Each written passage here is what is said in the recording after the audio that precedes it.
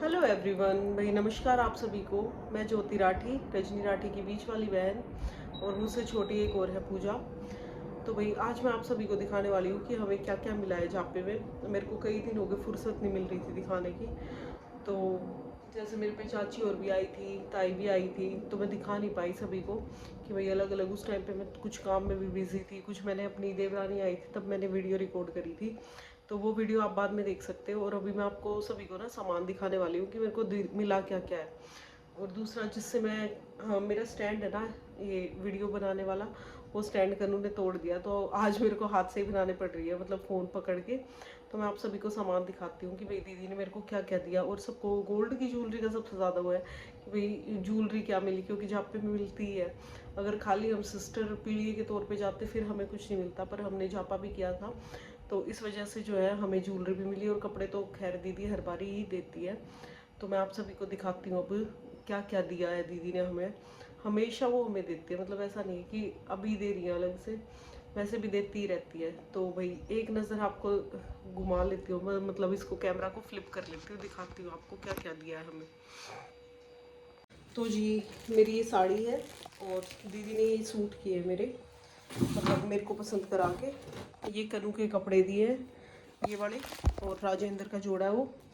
और ये भी मेरे सब सूट है, मतलब मेरे टोटल 11 जोड़ी कर रखे हैं दीदी ने। कुछ मेरे सिलने गए हुए हैं तो अभी आए नहीं है। और ज्वेलरी में देखो, दीदी ने मुझे चेन दी है और इयररिंग्स दिए, और दी है ये डायमंड की उनकी रिंग, ये वाली देखो, दिख रहा है ना। ये रजनी दीदी की फेवरेट है।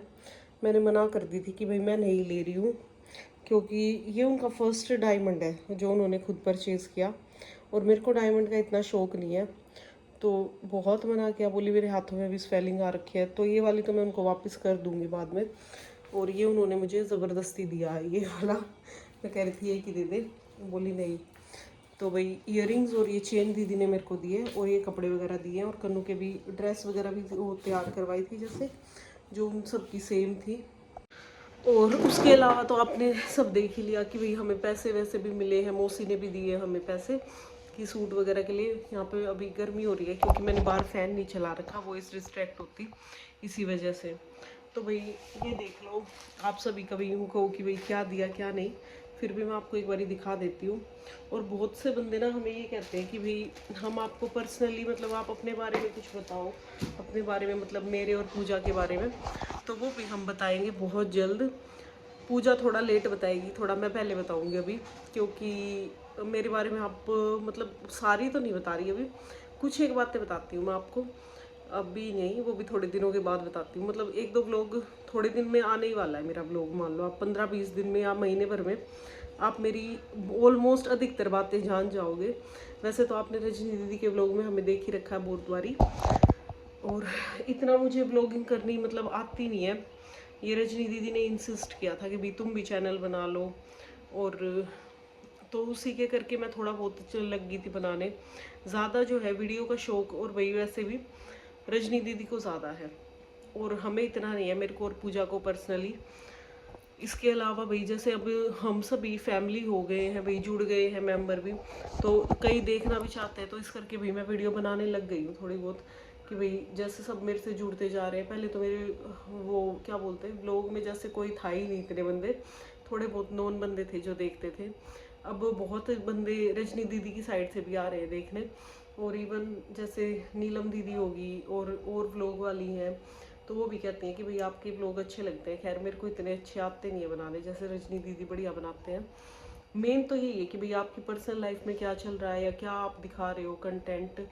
तो हमारा तो बस घर का ही रहता भाई, और छोटे बच्चे हैं हमारे, मेरे पे भी और पूजा पे भी, तो हमको उनका भी काम ज़्यादा रहता है। तो यहाँ ज़्यादा गर्मी लग रही है, मैं थोड़ी देर बाहर चलती हूँ, बहुत गर्मी लग रही है। कुछ कपड़े मैंने कल धोए थे, और गुड़िया मेरी बीमार हो रखी है, वो वाला व्लॉग मैंने अभी पोस्ट नहीं किया है, वो भी मैं आपको दिखाऊंगी। बहुत ज़्यादा उसकी तबीयत वीक हो गई है घर आके। एग्ज़ाम टाइम चल रहा है, सिर्फ एक एग्ज़ाम दिया है, कल भी उसका एग्ज़ाम है, वो कल वाला हम उसको दिलवाएंगे ही नहीं।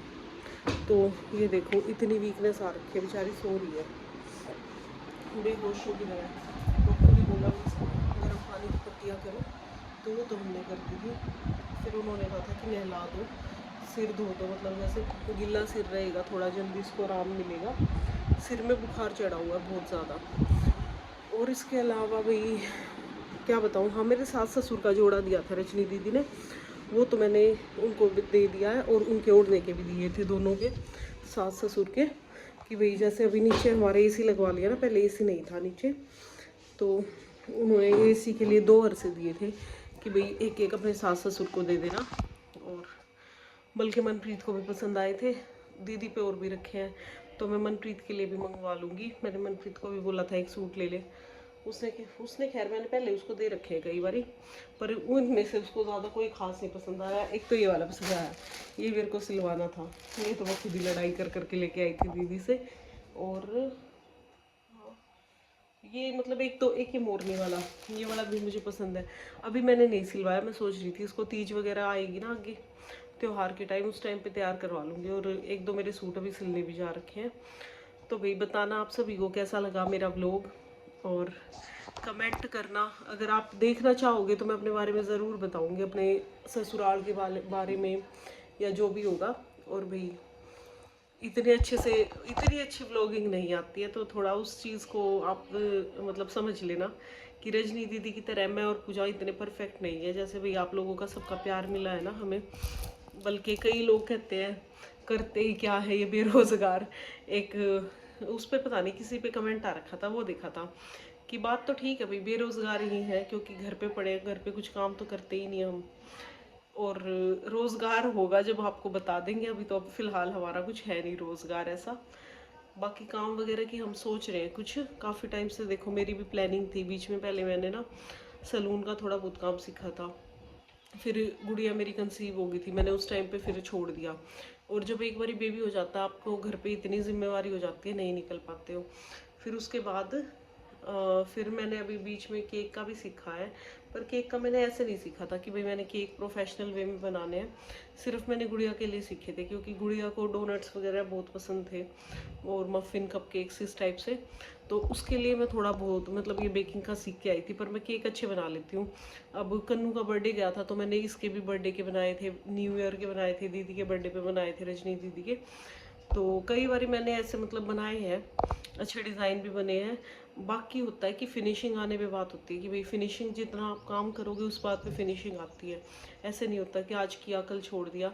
और दूसरा मेरे पे यहाँ पे ओवन भी नहीं है, क्योंकि भाई मेरी सास ज़्यादा बिजली की चीज़ें चलाने नहीं देती।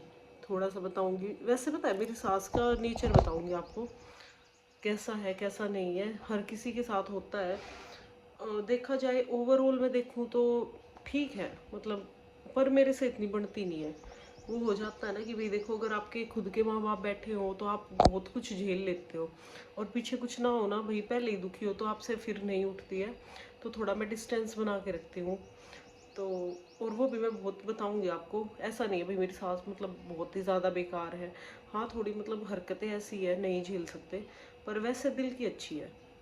तो मैं आपको बताऊंगी सभी के बारे में, घर परिवार के, अपने मेरे ससुराल के बारे में। मैं वैसे अपनी सास से बोलती नहीं हूँ, जैसे अगर आप कभी देखो या मतलब वो महसूस करो तो प्लीज़ इस चीज़ को माइंड मत करना। जब नहीं किसी की ज़्यादा बनती है भाई, अगर भाई ज़्यादा बैर हो जाए, वो कहते हैं ना भाई सास बहू के ज़्यादा बैर हो जाए, तो भाई मेरे को तो उस चीज़ में साइलेंट रहना पसंद है, मैं उनसे नहीं बोलती हूँ, वो फिर भी छेड़ती रहती है। वो तो खैर सासों की आदत होती है। अभी भी कई बार है ना, अभी मैं आई यहाँ पे ससुराल में वापस, तो मैं मनप्रीत को कह रही थी भाई तू भी एक सूट देख ले, तो मेरी सास बोली आके, मैं उनसे जबकि बोलती भी नहीं हूँ, कह रही इसको क्यों कह रही है सूट देखने को, इसने कौन सा तेरा काम किया, मैंने तेरा काम किया मतलब घर पे पीछे से साफ सफाई। तो और वैसे पता है मनप्रीत का भी कोई नहीं है भाई, अभी वो भी यहीं पे रहती है, वो अपने घर नहीं जाती मायके भी, वो भी बताऊंगी। मतलब कुल मिला के ना घर में वैसे माहौल अच्छा है, बस मेरी सास के एक नेचर की वजह से ना थोड़ा सा गड़बड़ हो रखा है।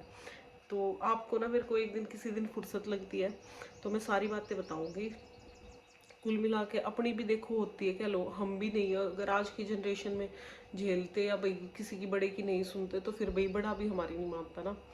तो बहुत सारी बातें होती है घर परिवार में, एक बंदे की तो गलती नहीं होती है। तो बस मैं अपनी साइड से इतनी गलती कहती हूँ कि भाई हाँ मेरे से बर्दाश्त नहीं होती, तो मैं इसलिए उनसे थोड़ा दूर ही रहती हूँ। बाकी मेरे पापा जी से, मेरे ससुर जो हैं वो बिल्कुल ऐसे रखते हैं हमें बेटियों की तरह, कभी ऐसे बहू वाला वो नहीं करते कि भाई मेरी बहू है। और कभी भी मतलब, और इवन जब से मेरी शादी हुई है ना, मैंने खुद कभी पापा को ऐसे ही वो नहीं, मतलब यूँ कहा कि भाई कभी कोई लड़ाई अगर हो भी गई ना, पापा मेरी बात जब भी मान जाते हैं। जैसे घर पे अपने पापा के आगे ज़िद कर लो तो भाई, वैसे बहुत अच्छी है मेरे घर में सारे। थोड़ा राजेंद्र का और मेरी सास का नेचर सिमिलर सा है, तो वो मैं आपको नेक्स्ट व्लॉग में बताऊंगी। कहोगे तो सास बहू किसे छेड़ के बैठेगी। तो भाई बाय बाय, मिलते हैं फिर किसी व्लॉग में। और अच्छा ना लगे तो भाई प्लीज़ माइंड मत करना, पर मेरी सच में नहीं, मेरी इतनी बन पाती, तो मैं इसीलिए फ्रैंक हूँ, मैं बोल देती हूँ।